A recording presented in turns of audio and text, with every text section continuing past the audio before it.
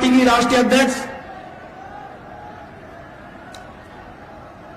उत्तर प्रदेश की 4 बार रही मुख्यमंत्री, इस देश के गरीबों की मसीहा, सर्व समाज के मान और सम्मान, स्वाभिमान का प्रतीक, हम सबकी लोकप्रिय नेता आदरणीय बहन कुमारी मायावती जी हरियाणा की धरती पर पहुंच चुकी है। आग्रह करता हूं सभी लोग तालियां बजाकर तालियों की गड़गड़ाहट से स्वागत करें।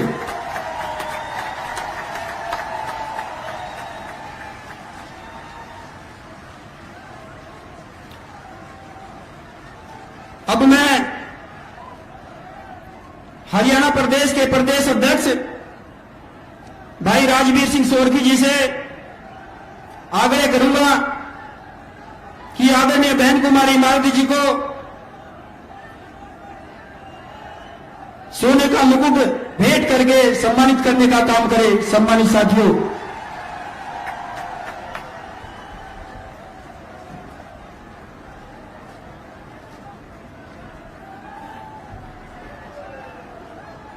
बहन कुमारी मायावती जी जिंदाबाद,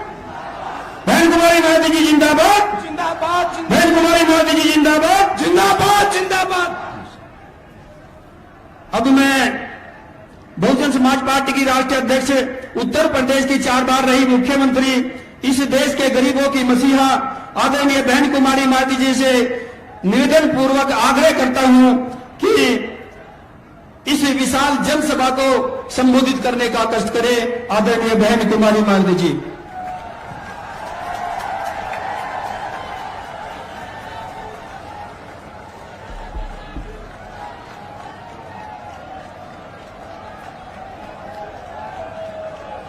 बीएसपी की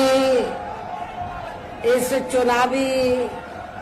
जनसभा में इकट्ठा हुए पार्टी के सभी छोटे बड़े पदाधिकारी एवं कार्यकर्तागण, आज आप लोग देश में व यहाँ आपके हरियाणा प्रदेश में भी लोकसभा के लिए हो रहे आम चुनाव में अपनी पार्टी के उम्मीदवारों के समर्थन में मुझे सुनने के लिए यहाँ इकट्ठा हुए हैं, तो उसके लिए मैं आप सभी लोगों का हार्दिक दिल से आभार प्रकट करती हूँ। वैसे आप लोगों को ये मालूम है कि हमारी पार्टी कांग्रेस, बीजेपी व अन्य किसी भी विरोधी पार्टी के साथ मिलकर नहीं, बल्कि अकेले ही खासकर यहाँ अपने गरीबों, मजदूरों, दलितों, आदिवासियों, पिछड़े वर्गों, मुस्लिम व अन्य अकलियतों के बलबूते पर ही ये चुनाव लड़ रही है। जो इनमें से पार्टी से जुड़े ये लोग अपनी पार्टी के उम्मीदवारों को जिताने में पूरे जी जान से लगे हैं। हालांकि आज आपके यहाँ इकट्ठा हुई भीड़ व भीड़ के जोश को भी देखकर अब मुझे भी ये काफी हद तक भरोसा हो गया है कि इस बार आप लोग इस चुनाव में यहाँ अपने प्रदेश से अपनी पार्टी का बेहतर रिजल्ट जरूर लाएंगे। इसके लिए अब मैं आप लोगों का ध्यान कुछ जरूरी बातों की तरफ दिलाना चाहती हूँ और इस संबंध में विशेषकर मैं कांग्रेस, बीजेपी व इनके अन्य सभी सहयोगी दलों के बारे में ये कहना चाहूंगी कि आजादी के बाद शुरू में केंद्र व देश के अधिकांश राज्यों में भी ज्यादातर सत्ता यहाँ कांग्रेस पार्टी के हाथों में ही केंद्रित रही है, किंतु इनके खासकर दलित, आदिवासी व पिछड़ा वर्ग पिछड़ा वर्ग विरोधी तथा अन्य और मामलों में भी रही गलत नीतियों व गलत कार्य प्रणाली आदि की वजह से ही फिर इस पार्टी को यानी कि कांग्रेस पार्टी को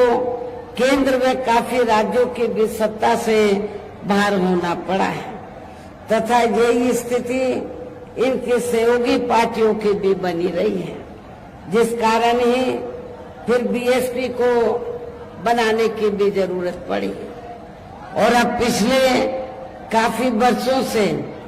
भारतीय जनता पार्टी व इनके सहयोगी दल केंद्र व अधिकांश राज्यों की भी सत्ता में काबिज हो गए हैं। साथ ही इनकी भी ज्यादातर जातिवादी,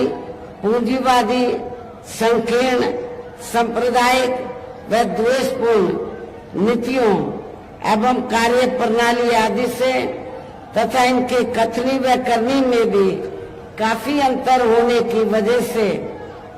ऐसा लगता है कि इस बार ये पार्टी भी केंद्र की सत्ता में आसानी से वापस आने वाली नहीं है, यानी कि भारतीय जनता पार्टी भी इस बार केंद्र की सत्ता में आसानी से वापस आने वाली नहीं है, बशर्ते यदि ये चुनाव इस बार फ्री एंड फेयर होता है तथा आम चर्चा के मुताबिक वोटिंग मशीनों में भी कोई गड़बड़ी आदि नहीं की जाती है। और वैसे भी इस बार चुनाव में इनकी कोई भी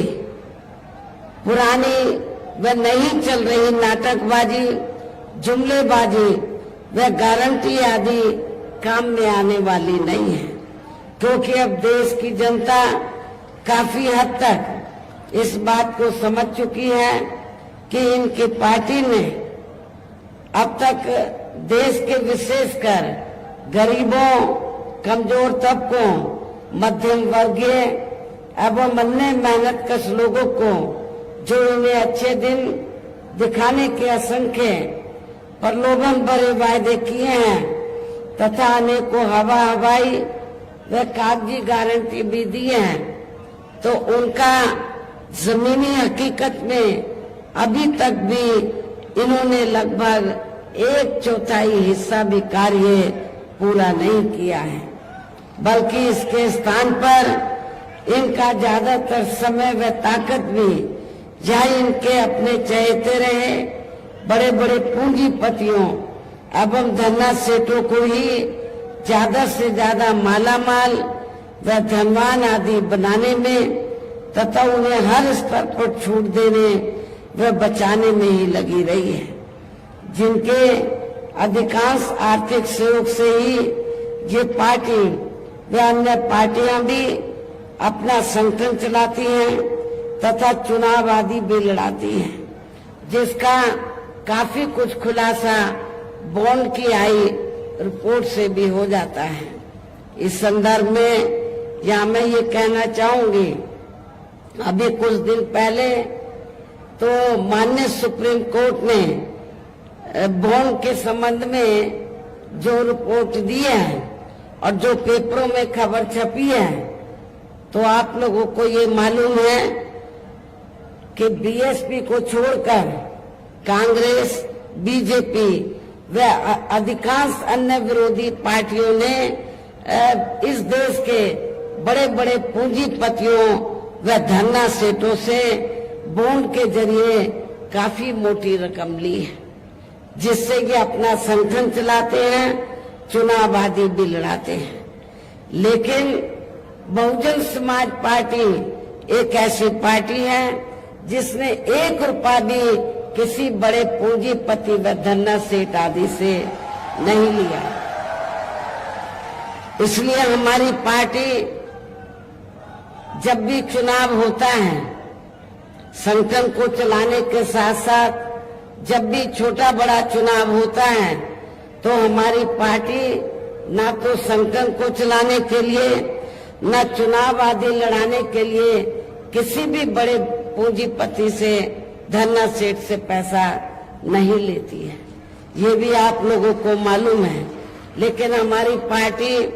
अपने कार्यकर्ताओं के जरिए, मेंबरशिप के द्वारा या फिर मेरे जन्मदिन के मौके पर पार्टी के लोगों से थोड़ा थोड़ा धन इकट्ठा करके पार्टी के संगठन को चलाती है, वह चुनाव आदि भी लड़ाती है। ये भी आप लोगों को मालूम है। इसके साथ ही अब ऐसा लगता है कि कांग्रेस पार्टी की तरह ही बीजेपी ने भी केंद्र के तमाम सरकारी जांच एजेंसियों का ज्यादातर राजनीतिकरण ही कर दिया है। इसके अलावा देश के किसान वर्ग भी वर्तमान बीजेपी की सरकार में शुरू से ही अपनी विभिन्न समस्याओं को लेकर काफी ज्यादा दुखी व परेशान रहे हैं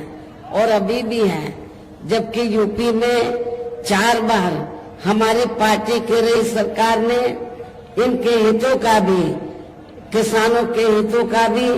हर स्तर पर विशेष ध्यान रखा है। हमने अपनी चारों हुकूमतों में किसानों को खेती करने के लिए समय से सस्ते साधन उपलब्ध कराए और उनकी फसल का भी उचित दाम हमारी पार्टी की सरकार ने उत्तर प्रदेश में दिया है। इतना ही नहीं बल्कि केंद्र में पूर्व की रही कांग्रेस सरकार की तरह ही वर्तमान भाजपा सरकार में भी इनकी जातिवादी, हीन, सांप्रदायिक एवं पूंजीवादी सोच व नीतियों के चलते ही पूरे देश में सर्व समाज में से खासकर गरीबों, दलितों, आदिवासियों, पिछड़े वर्गों, मुस्लिम एवं अन्य धार्मिक अल्पसंख्यक समाज के लोगों का भी पूर्ण रूप से विकास व उत्थान आदि नहीं हो सका है। और इस संदर्भ में वैसे आप लोगों को ये मालूम है कि पूरे देश में यहाँ दलितों, आदिवासियों एवं अन्य पिछड़े वर्गों का सरकारी नौकरियों में बरसों से अधूरा पड़ा आरक्षण का कोटा भी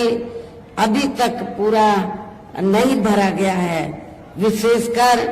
एससी व एसटी वर्गों के सरकारी कर्मचारियों का पदोन्नति में आरक्षण तो अब काफी हद तक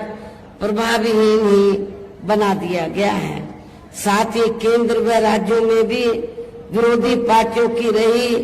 सरकारों में इन सभी वर्गों को प्राइवेट सेक्टर में आरक्षण दिए जाने की व्यवस्था किए बिना ही इनकी सरकारों के ज्यादातर सरकारी कार्य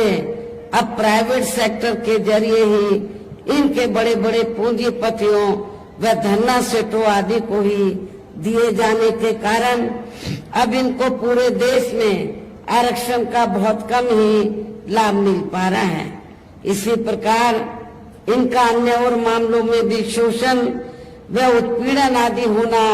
अभी तक भी बंद नहीं हुआ है। इनके साथ साथ मुस्लिम व अन्य धार्मिक अल्पसंख्यक समाज के लोगों की भी हालत हर स्तर पर काफी ज्यादा खराब व दयनीय ही बनी हुई है, जिसका काफी कुछ खुलासा सच्चर कमेटी की रिपोर्ट में भी किया गया है। इतना ही नहीं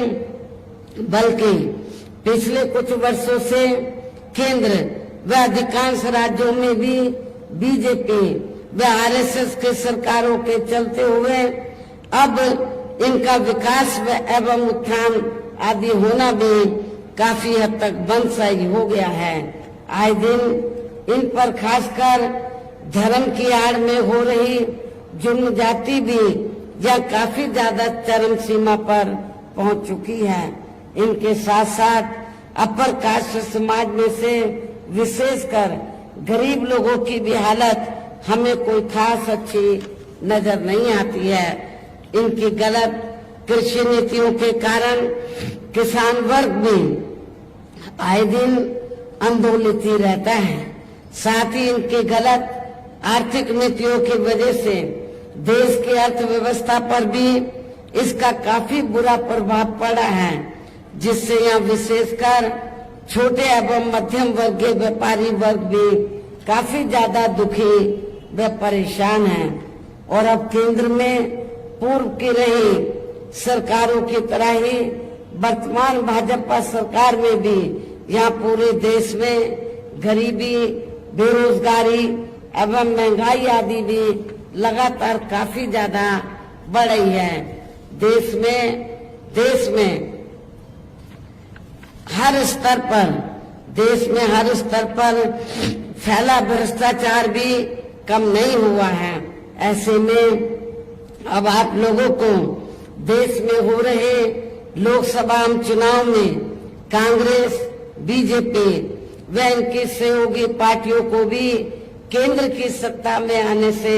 जरूर रोकना है। जिनकी गलत नीतियों व गलत कार्य प्रणाली आदि को आप लोग काफी हद तक आजमा भी चुके हैं। और अब ये विरोधी पार्टियां किस्म किस्म के साम, दाम, दंड भेद आदि अनेकों हथकंडे इस्तेमाल करके केंद्र की सत्ता में आने की पूरी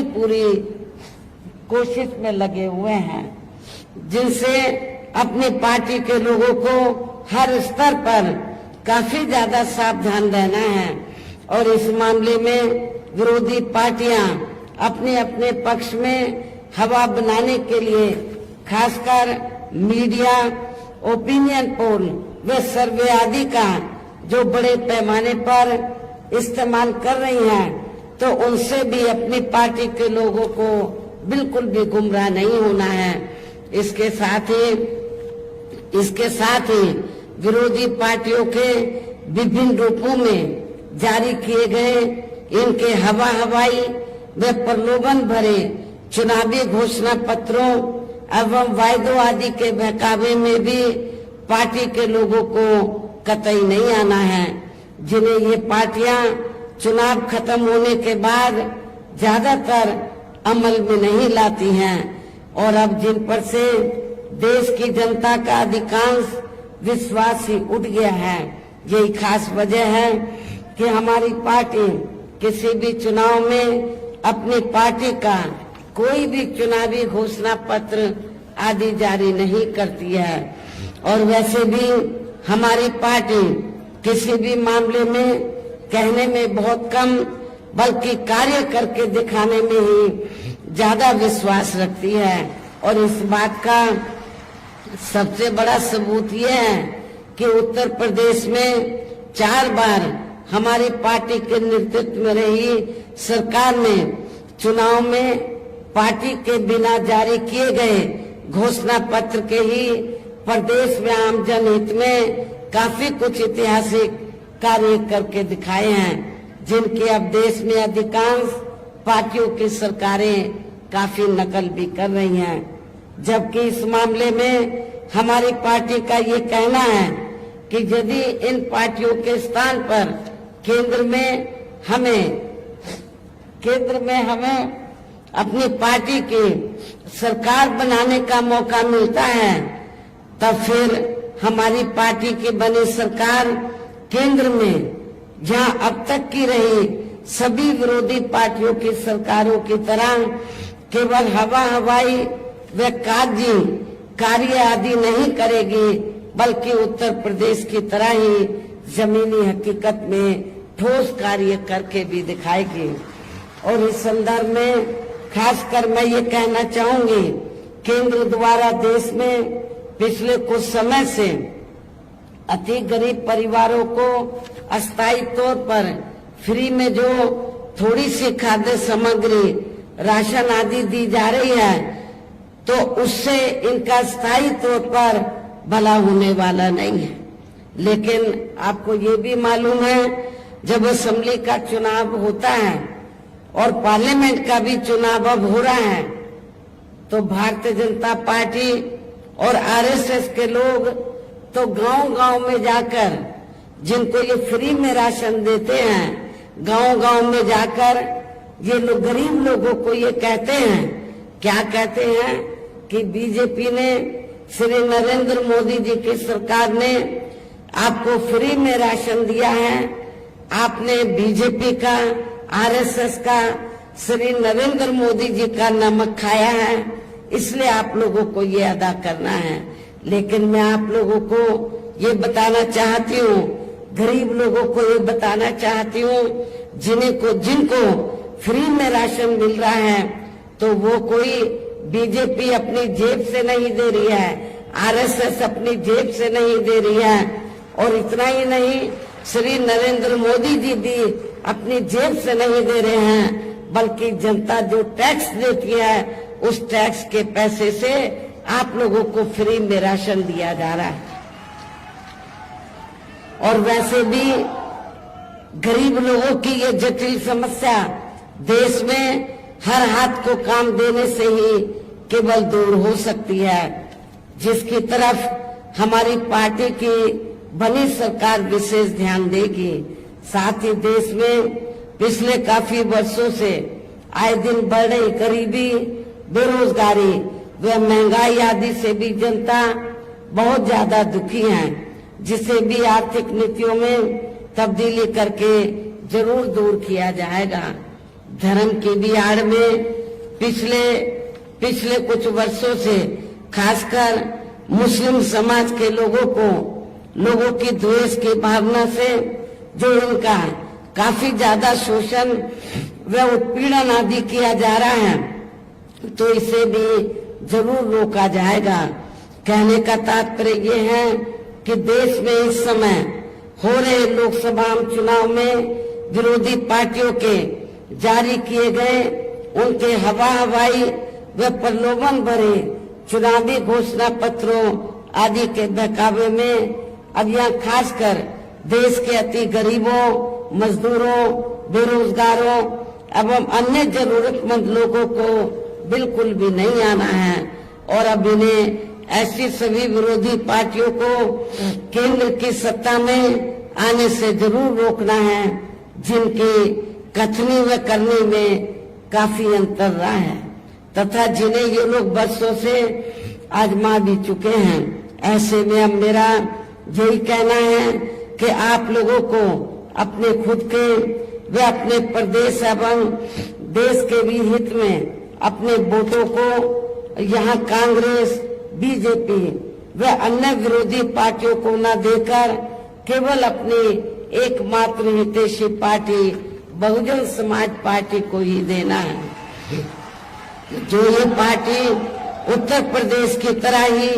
केंद्र में भी अपनी पार्टी की सरकार बनने पर फिर पूरे देश में जहां अपनी पार्टी की सर्वजन हिताय व सर्वजन सुखाय की नीतियों पर आधारित इस सरकार चलाएगी। इसके साथ केंद्र से जुड़ी आपके क्षेत्र की जो भी यहाँ स्थानीय समस्याएं होंगी तो उन्हें भी फिर दूर करने का हर संभव पूरा प्रयास किया जाएगा। साथ ही यहाँ गरीबों, मजदूरों, बेरोजगारों, कर्मचारियों, किसानों, छोटे व्यापारियों एवं अन्य मेहनतकश लोगों के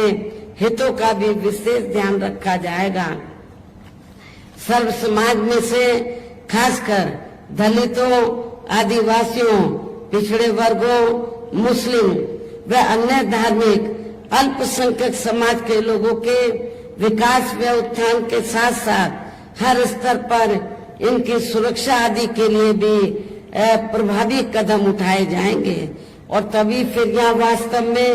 अपने देश के महान संतों, गुरुओं व महापुरुषों में भी विशेषकर महात्मा ज्योतिराव फूले, श्री छत्रपति शाहू जी महाराज, श्री नारायण गुरु, बाबा साहब डॉक्टर भीमराव अंबेडकर एवं मान्यवर श्री कांशीराम जी आदि का अधूरा रहा सपना जरूर साकार हो सकता है, जिनको यूपी में हमारी पार्टी की रही सरकार द्वारा हर स्तर पर पूरा आदर सम्मान दिया गया है। इन्हीं खास बातों के साथ ही अब मेरा पार्टी व मूवमेंट के हित में यही कहना है कि हमारी पार्टी ने आपके हरियाणा प्रदेश में जिनको भी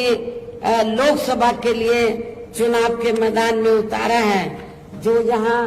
आपके सामने मंच पर भी मौजूद हैं, तो उन्हें आप लोगों को जरूर कामयाब बनाना है, जिसके लिए जहाँ पार्टी के केंद्रीय व स्टेट के कोऑर्डिनेटर तथा स्टेट की पूरी कमेटी व यहाँ के अन्य सभी स्तर के छोटे बड़े पदाधिकारी एवं कार्यकर्तागण आदि पूरे जी जान से लगे हैं। और अब अंत में मेरा यही कहना है कि आप लोगों को वोट पड़ने वाले दिन यह अपनी पार्टी के सभी उम्मीदवारों को पार्टी का जो चुनाव चिन्ह हाथी है, अपनी पार्टी का जो चुनाव चिन्ह हाथी है, तो हाथी चुनाव चिन्ह के सामने वाले बटन को दबाकर इनको भारी वोटों के अंतर से जरूर कामयाब बनाना है। इस खास अपील के साथ ही अब मैं अपनी बात यही समाप्त करती हूँ। जय भीम, जय भारत।